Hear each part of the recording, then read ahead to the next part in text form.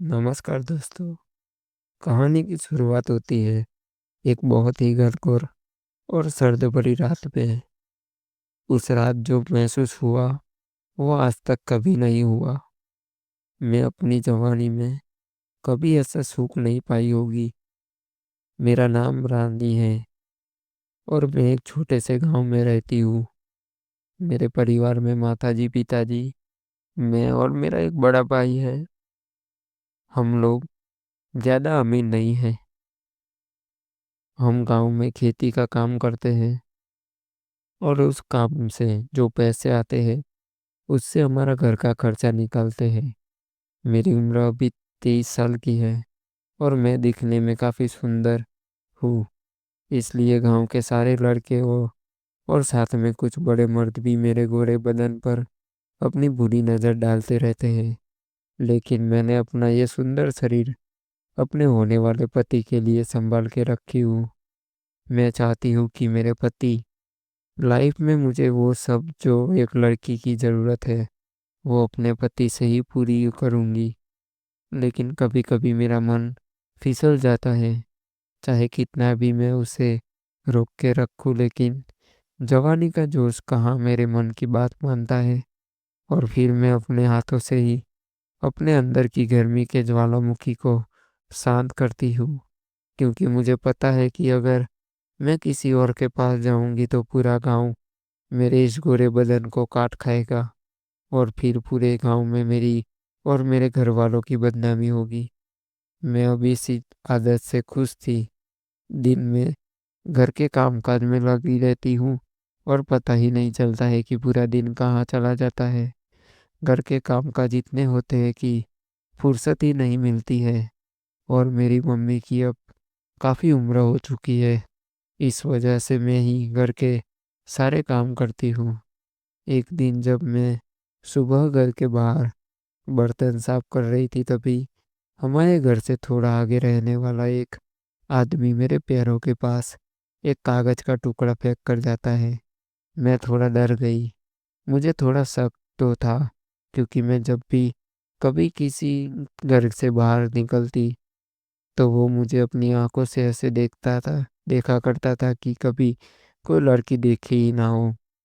जबकि उसकी शादी भी हो चुकी है और एक बेटा भी है, उसका 10 साल का। लेकिन मुझे लगता है कि उसकी पत्नी अब उसे वो वाला सुख नहीं दे रही है जिसकी एक मर्द को हर रात में चाहिए। मैंने वो कागज का टुकड़ा उठाया और देखा कि क्या लिखा है इसमें। उसमें लिखा था कि मुझे तुम बहुत अच्छी लगती हो, क्या मेरे साथ मेले में घूमने चलोगी क्या। मैं इतना पढ़ के समझ गई थी कि इसके क्या इरादे हैं। मैंने वो कागज का टुकड़ा उसके सामने ही फाड़ के फेंक दिया और उसे आंखें दिखा के मैं अंदर चली गई। फिर मैं खाना बनाने के काम में लग गई। आज भाई ने कहा था कि उसे आज बाजरे की रोटी के साथ कढ़ी खानी थी, जिसके लिए उसने सवेरे ही मुझे बता दिया था कि खाना बना के खेत में देने आ जाना। मैंने फिर जल्दी से खाना बनाया और अच्छे से टिफिन में भर दिया, जिसमें मेरे पिताजी और भाई का खाना था। मैं और मेरी मम्मी घर पर ही खाना खा लेंगे। मम्मी ने कहा, पहले तुम भाई को पिताजी को खाना लेकर आ जाओ, फिर हम खाना खाते हैं। मैंने कहा ठीक है। फिर मैं अपनी सहेली को लेकर खेत की ओर बढ़ने लगी। मैंने रास्ते में अपनी सहेली को बोला कि आज सवेरे सवेरे जब मैं घर के बाहर बर्तन साफ कर रही थी तो एक आदमी ने ऐसे लिख के कागज का टुकड़ा मेरे पैरों में फेंका और मुझे दूर से देखने लगा। मेरी सहेली ने कहा कि वो आदमी ठीक नहीं है, वो थोड़ा उस तरह के कामकाज करता है। मैंने कहा उस तरह मतलब। उसने कहा कि मैंने उसे एक बार रात को तालाब के पास घोर अंधेरे में दीप जलाए और हाथों में कुछ लिए जोर जोर से किसी काले जादू का काम करते देखा था। तब से मैं तो उसके सामने देखती भी नहीं हूँ। मैंने सहेली को बोला है कि मैं कहाँ उसके पास गई थी यार, वो ही मेरे पास आया है और अब ऐसा परेशान कर रहा है। अब तू ही बता कि मैं क्या करूँ अब। उसने कहा तू कुछ मत कर, वो तो अपने आप ठीक हो जाएगा। इतने में हम दोनों हमारे खेत में पहुँच गए। हमें आता हुआ देख पिताजी और भाई दोनों हमारे पास आ गए और टिफिन लेकर बड़े से पेड़ के नीचे खाना खाने बैठ गए। तब तक मैं और मेरी सहेली थोड़ा खेत में टहलने लगे और गाँव के इस नज़ारे को बैठ के देखने लगे। ठंड के मौसम में हल्की-हल्की धूप लेने का मज़ा ही कुछ अलग होता है। शहर के उस शोर भरे वातावरण से दूर गाँव के मज़े। फिर थोड़ी देर में पिताजी और भाई ने खाना खा लिया और मैं और मेरी सहेली वापस घर की तरफ निकल पड़े।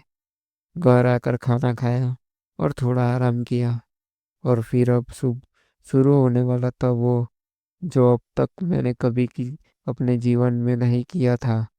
रात को भाई ने कहा कि मैं आज अपने दोस्त के घर सोने जा रहा हूँ, तो तुम अकेले सो जाना कमरे में। मैंने कहा ठीक है, वैसे भी कई बार अकेली सोई हुई, इसलिए इस वजह से मुझे मन में कुछ डर नहीं था।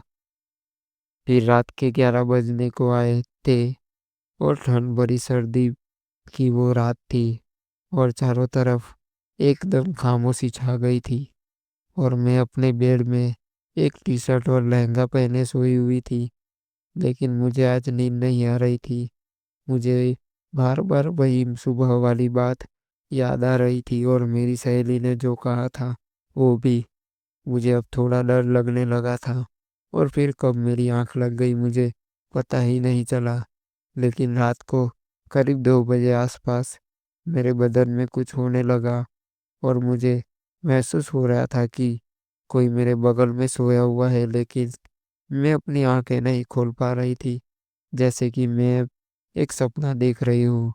धीरे-धीरे करके वो मेरे अंदर तक हाथ डालने लगा और ये एहसास मुझे अब अच्छा लगने लगा था, क्योंकि मैं भी अब जवानी के उस दौर में हूँ जहाँ एक शादीशुदा पत्नी होती है।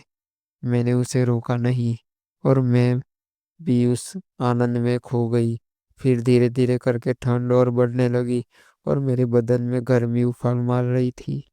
मैं बेड पर एक तरफ पीट करके सो रही थी और मुझे लग रहा था कि वो मेरे पीछे है।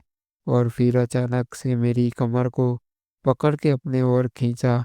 मैं थोड़ा घबराई और मन ही मन सोचने लगी कि मैं तो रूम में अकेली हूँ और एक कैसे ऐसे कौन मुझे खींच सकता है। थोड़ा आंखें खोल के देखा तो कोई नहीं दिखा और फिर दोबारा मेरी आंख लग गई।